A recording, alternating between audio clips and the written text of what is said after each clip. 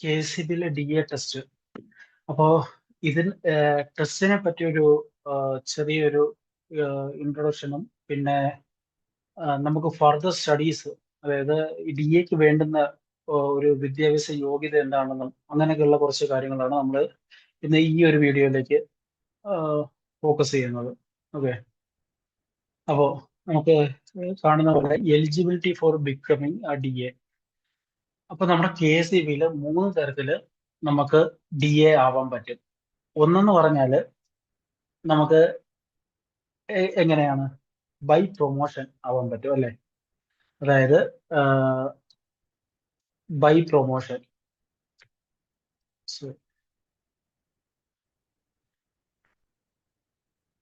അതായത് by promotion ഇത് ആർക്കാണ് ആവാൻ പറ്റുന്നത്? ഈ ബൈ പ്രൊമോഷൻ എന്ന് പറയുമ്പോൾ ഇതൊരു എക്സാം ഒന്നുമില്ല. ഈ ഒരു കേസിൽ നമുക്ക് യാതൊരു എക്സാംസോ ഒന്നുമില്ല. നമുക്ക് തനിയെ നമുക്ക് എന്താവാൻ പറ്റും? DA ആവാൻ പറ്റും. അതാണ് ബൈ പ്രൊമോഷൻ. ബൈ പ്രൊമോഷൻ എന്ന് പറയുമ്പോൾ ഒരു കാറ്റഗറിയിൽ പെടുന്ന ആൾക്കാർക്ക് മാത്രമേ ആവാൻ പറ്റൂ. എന്താണത്? SA, അവർക്കേ ആവാൻ പറ്റത്തുള്ളൂ. അതായത് having 10 years of experience and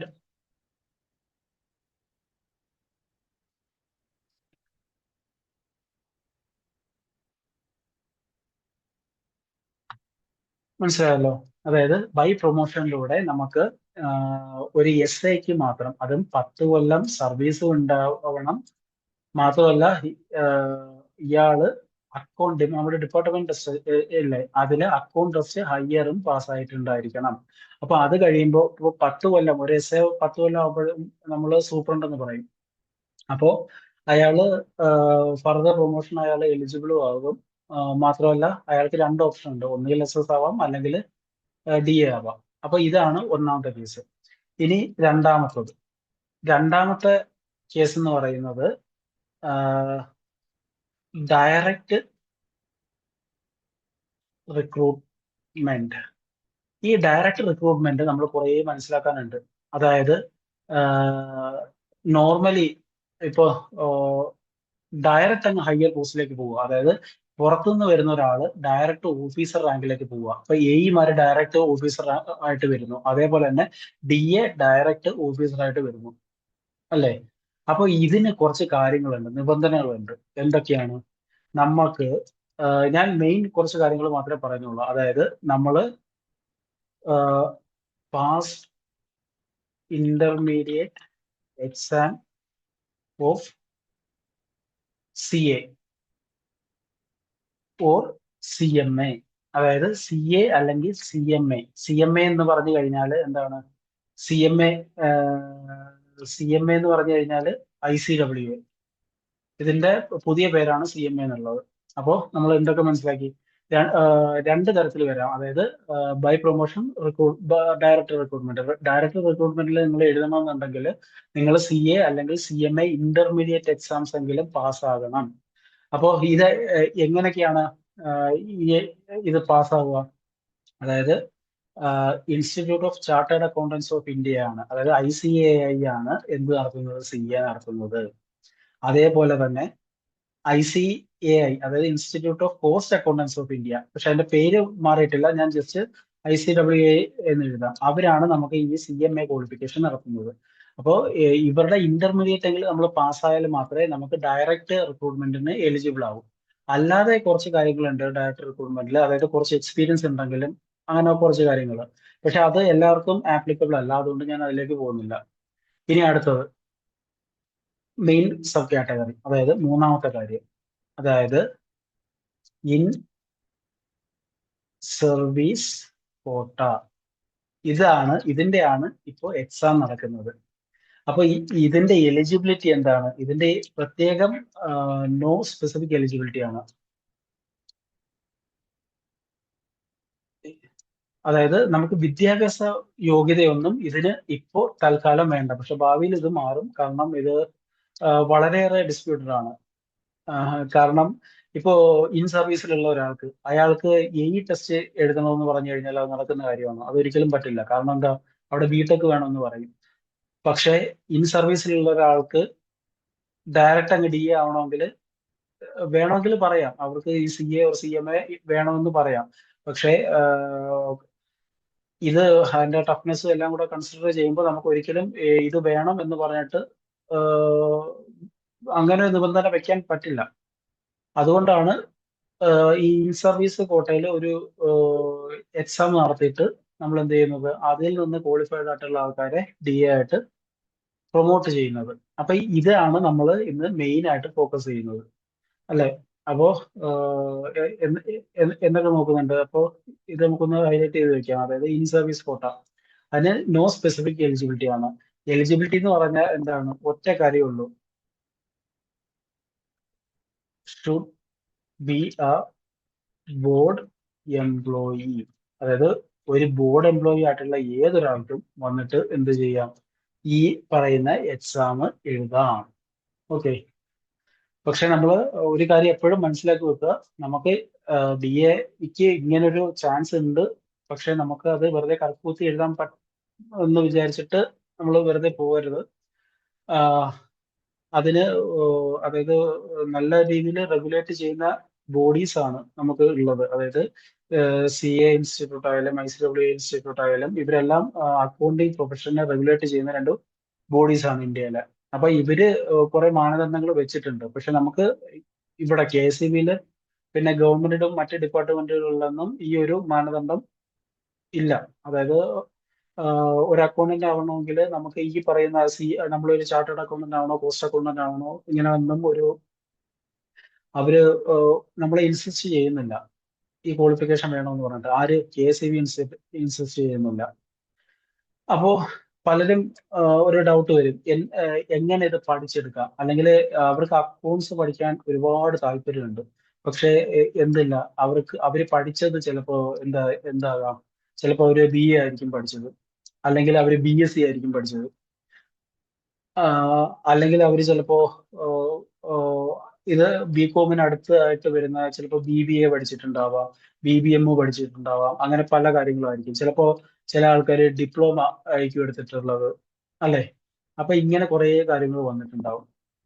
അപ്പൊ ഇവർക്ക് അക്കൗണ്ട്സ് പഠിക്കാൻ, അതായത് അവർക്ക് BCom തന്നെ ചെയ്യണം എന്നില്ല. അതായത് ഇപ്പൊ BA, BSc, BBA, BBM ഇതൊക്കെ പഠിച്ച ആൾക്കാർക്ക് BCom ഇല്ലെങ്കിൽ പോലും നമുക്ക് ഒരു PG നേടാൻ പറ്റും. അതായത് ഒന്നുകിൽ നമുക്ക് എന്ത് ചെയ്യാൻ പറ്റും, BComന്റെ ഹയർ ഏതാ? M.Com ചെയ്യാൻ പറ്റും, അല്ലെങ്കിൽ MBA ചെയ്യാൻ പറ്റും. MBA ഫൈനാൻസ് ആയിരിക്കും നമുക്ക് കൂടുതൽ ഫോക്കസ് ചെയ്യേണ്ടത്. അപ്പോ ഇപ്പൊ അയാള് DA ടെസ്റ്റ് എഴുതാൻ തീരുമാനിച്ചു. അയാള് BA എക്കണോമിക്സ് ആണ് പഠിച്ചത്, പക്ഷെ അയാൾക്ക് കൊമേഴ്സ് പഠിക്കാനും കൂടി താല്പര്യമുണ്ട്. അങ്ങനെയാണെങ്കിൽ കുറച്ച് ഒരു ഓൾട്ടർനേറ്റീവ്സ് ആയിട്ടാണ് ഞാൻ ഇന്ന് ഇവിടെ വന്നിരിക്കുന്നത്. അപ്പൊ ഒന്നാമത്തെ ഇതാണ്, നമുക്ക് നോർമലി M.Com ചെയ്യണമെങ്കിൽ എന്ത് വേണം? Should be A BCom graduate, അല്ലാന്നുണ്ടെങ്കിൽ റിലേറ്റഡ് ആയിട്ടുള്ള കാര്യമായിരിക്കണം. പക്ഷേ UGC എന്ത് ചെയ്തിട്ടുണ്ട്? M.Com എലിജിബിലിറ്റി അവർ എനി ഡിഗ്രി ആക്കിയിട്ടുണ്ട് ഇപ്പോ. അതിപ്പോ കുറച്ച് വർഷമായിട്ടുണ്ട്, പക്ഷെ നമ്മുടെ കേരളത്തില് ഇപ്പൊ അത് വന്നിട്ടുണ്ട്. അപ്പൊ നിങ്ങൾ ഇന്ന് മനസ്സിലാക്കി വെക്കുക, അതായത് M.Comന്റെ എലിജിബിലിറ്റി എന്ന് പറയുന്നത് എനി ഡിഗ്രിയാണ്. കാരണം ഇത് ചെയ്യാനായിട്ട് അവര് പറയുന്ന ഒരു ഏഹ്, ന്യായം എന്ന് പറയുന്നത്, MBA ഫൈനാൻസ് ഇപ്പോ ഒരു ഡിഗ്രി പഠിച്ച ഒരാൾക്ക് MBA ഫൈനാൻസ് IIM വരെ പഠിക്കാം, അല്ലെ? ക്യാറ്റ് എക്സാം എഴുതി കഴിഞ്ഞാൽ അയാൾക്ക് IIM വരെ പഠിക്കാം. അപ്പൊ MBA ഫൈനാൻസ് പഠിക്കാൻ എനി ഗ്രാജുവേറ്റിന് പറ്റുമെങ്കിൽ എന്തുകൊണ്ട് M.Com പറ്റുന്നില്ല? അതായത് ഫൈനാൻഷ്യൽ എഡ്യൂക്കേഷൻ എല്ലാവർക്കും കൊടുക്കണം എന്നാണ്. ഇപ്പോ അത് securities exchange board of India, അവരുടെ തന്നെ ഒരു മോട്ടോയും അത് തന്നെയാണ്, ഫൈനാൻസ് എഡ്യൂക്കേഷൻ ഫോർ ഓൾ. അപ്പൊ അങ്ങനെ ഒരു സാഹചര്യത്തിലാണ് എന്ത് ചെയ്തത്, ആഹ് നമ്മുടെ UGC M.Comന് എനി ഡിഗ്രി വെച്ചത്. പക്ഷേ at the description of specific university. അതായത് ഇപ്പൊ കേരള യൂണിവേഴ്സിറ്റിക്ക് M.Comന് BCom തന്നെ വേണമെന്ന് പറയാം. ഇപ്പൊ വേറെ ഏതെങ്കിലും യൂണിവേഴ്സിറ്റിക്ക് M.Comന് എനി ഡിഗ്രി എന്ന് പറയാം. പക്ഷെ അവിടെ യൂണിവേഴ്സിറ്റിക്ക് തീരുമാനിക്കുകയും ചെയ്യാം.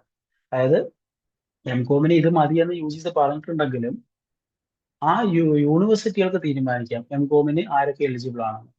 അപ്പോൾ അങ്ങനെ രണ്ട് ഓപ്പൺ യൂണിവേഴ്സിറ്റിയുടെ കാര്യമാണ് ഞാൻ ഇന്ന് പറയുന്നത്. ഒന്ന് നമുക്ക് കേൾക്കാം, നമുക്ക് കേട്ട് പരിചയമുള്ളതാണ് ഇന്ദിരാഗാന്ധി നാഷണൽ ഓപ്പൺ യൂണിവേഴ്സിറ്റി. ഞാനും ഇതിൽ നിന്ന് എം കോം എടുത്തിട്ടുള്ളതാണ്. അപ്പോൾ ഇതിലെ എം കോമിന്റെ എലിജിബിലിറ്റി നമുക്ക് ഇവിടെ കാണാൻ പറ്റും. ഗ്രാജുവേറ്റ് ഇൻ എനി ഡിസിപ്ലിൻ, ഏതെങ്കിലും ഒരു ഡിസിപ്ലിനിൽ നമ്മൾ ആയാൽ മതി. മാത്രമല്ല ഇതിന് ഒരു പ്രത്യേകത ഉണ്ട്. 2 കൊല്ലത്തെ കോഴ്സാണ്. വേണമെന്നുണ്ടെങ്കിൽ നിങ്ങൾക്ക് 1 ഇയർ കഴിഞ്ഞിട്ട് പഠിത്തം നിർത്താം. അങ്ങനെയാണെങ്കിൽ നിങ്ങൾക്ക് ഒരു PG ഡിപ്ലോമ കിട്ടും. ഓക്കെ, അതായത് 1 ഇയർ കഴിഞ്ഞ് പഠിത്തം നിർത്തിയാൽ PG ഡിപ്ലോമ കിട്ടും. 2 വർഷവും പഠിച്ച് കംപ്ലീറ്റ് ചെയ്ത് കഴിഞ്ഞാൽ നിങ്ങൾക്ക് എം കോം കിട്ടും. അപ്പൊ നിങ്ങൾ BA മലയാളമാണ് പഠിച്ചത്, പക്ഷെ DA ടെസ്റ്റ് ഒക്കെ എഴുതണം, അക്കൗണ്ട്സ് പഠിക്കണം, അങ്ങനെയുള്ള ഒരാളാണെങ്കിൽ ധൈര്യമായിട്ട് എന്ത് ചെയ്യാം, ഈ പറയുന്ന എം കോമിലേക്ക് പോകാം.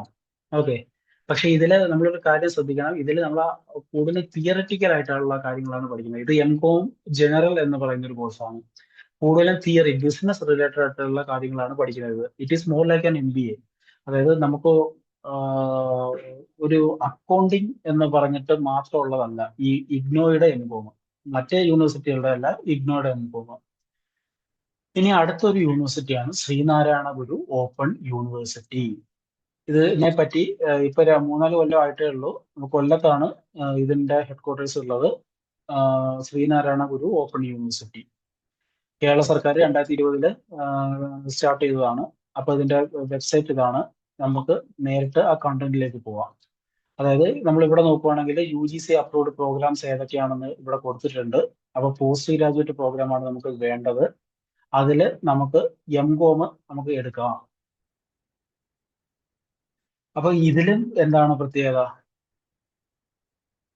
എം കോം ഡിഗ്രി, അതായത് എനി ഗ്രാജുവേറ്റിന്, അതായത് ഇതും എം കോം ഇഗ്നോ പോലെ തന്നെ എനി ഗ്രാജുവേറ്റിന് പഠിക്കാൻ പറ്റുന്ന ഒരു കോഴ്സാണിത്.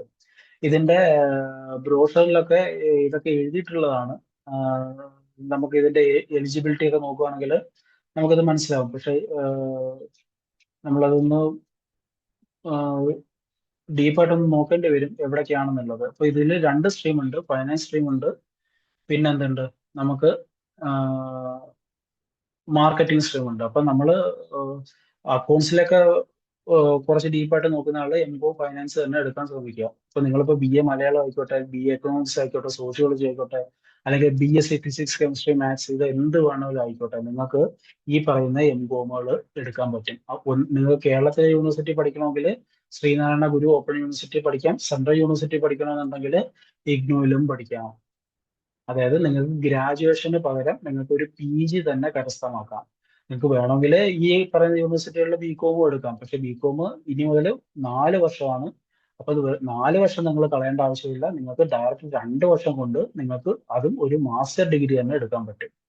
നിങ്ങൾക്ക് MBA ഫൈനാൻസ് ഒക്കെ ചെയ്യുകയാണെങ്കിൽ, ഇപ്പൊ നിങ്ങൾ ഡിസ്റ്റന്റ് ആയിട്ട് തന്നെ ചെയ്യുകയാണെങ്കിൽ, ഇപ്പൊ ഈ ഇഗ്നോയിൽ തന്നെ ചെയ്യുകയാണെങ്കിൽ ഏകദേശം ഒരു 65,000 രൂപയോളം നിങ്ങൾക്ക് എന്താവും, അതിന്റെ കോസ്റ്റ് ആവും. പക്ഷെ ഇവിടൊക്കെ ആണെങ്കിൽ ഒരു 11,000 അല്ല, അത് മാറിയിട്ടുണ്ട്. ഒരു 10-18,000 രൂപയ്ക്ക്, അധികമൊന്നുമില്ല, 18,000 രൂപയ്ക്ക് എം കോം പഠിക്കാവുന്നേ ഉള്ളൂ. അസൈൻമെന്റ് കാര്യങ്ങളൊക്കെ ഉണ്ട്, അത് എല്ലാ യൂണിവേഴ്സിറ്റിയിലും ഉണ്ട്. അപ്പോൾ നിങ്ങൾക്ക് വേണ്ടത് ഇപ്പോ എന്താണെന്ന് വെച്ചാൽ നിങ്ങൾക്ക് അതേപോലെ എടുക്കാനേ ഉള്ളൂ. ഞാൻ ശ്രീനാരായണ ഗുരു ഓപ്പൺ യൂണിവേഴ്സിറ്റി, അതായത് നമ്മൾ കേരളത്തിലുള്ള ആൾക്കാരായതുകൊണ്ട് കുറെ പേര് ഇതായിരിക്കും ചൂസ് ചെയ്യുന്നത്. അപ്പോ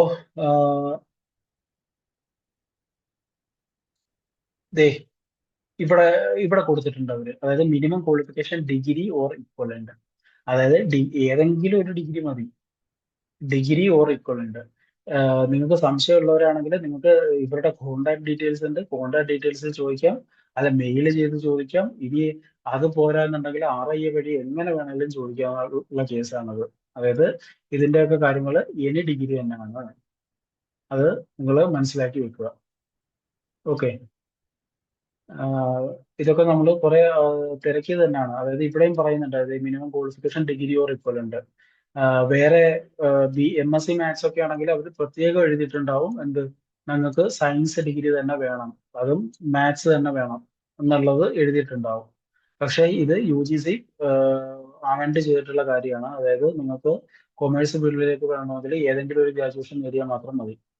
ഓക്കെ, അപ്പൊ നമ്മൾ ഇന്ന് ഇവിടെ ഡിസ്കസ് ചെയ്തത് കുറച്ച് കാര്യങ്ങളാണ്. അതായത് DAക്ക് എന്തൊക്കെ ക്വാളിറ്റി അല്ലെങ്കിൽ എന്തൊക്കെ ക്വാളിഫിക്കേഷൻസ് ആണ് വേണ്ടത്, ഏതൊക്കെ തരത്തിൽ DA ആവാൻ പറ്റും KCBയിൽ, ഏറ്റവും കൂടുതൽ ഫോക്കസ് ചെയ്യുന്നത് എന്താണ്, അതായത് ഡയറക്റ്റ് റിക്രൂട്ട്മെന്റിലാണ്. അതായത് ഡയറക്റ്റ് റിക്രൂട്ട്മെന്റിൽ വരുന്ന ആൾക്കാർക്ക് CA ഓർ CMA ഇന്റർ ഉണ്ടാവും. അത് ഇപ്പൊ MCOM കിട്ടുന്ന പോലെ അത്ര എളുപ്പമാവില്ല. എന്നാലും വേണമെങ്കിൽ അത് പഠിച്ചെടുക്കാവുന്നേ ഉള്ളൂ, CA ഓർ CMA എന്ന് പറഞ്ഞിട്ട്. അല്ലാന്നുണ്ടെങ്കിൽ നിങ്ങൾക്ക് എന്ത് ചെയ്യാം, മാസ്റ്റർ ഡിഗ്രി ആയി MCOMിൽ അല്ലെങ്കിൽ MBA ഫൈനാൻസിലേക്ക് പോവാം. എനിക്ക് തോന്നുന്നു ഇപ്പോൾ ബോർഡ് കൂടുതൽ MCOM തന്നെയാണെന്ന് ഒന്ന് പ്രിഫർ ചെയ്യുന്നത്. അപ്പോൾ ഫീസും കുറവാണ്, അപ്പോൾ ഡയറക്റ്റ് MCOM ചെയ്യുന്നതായിരിക്കും കൂടുതൽ നല്ലത്.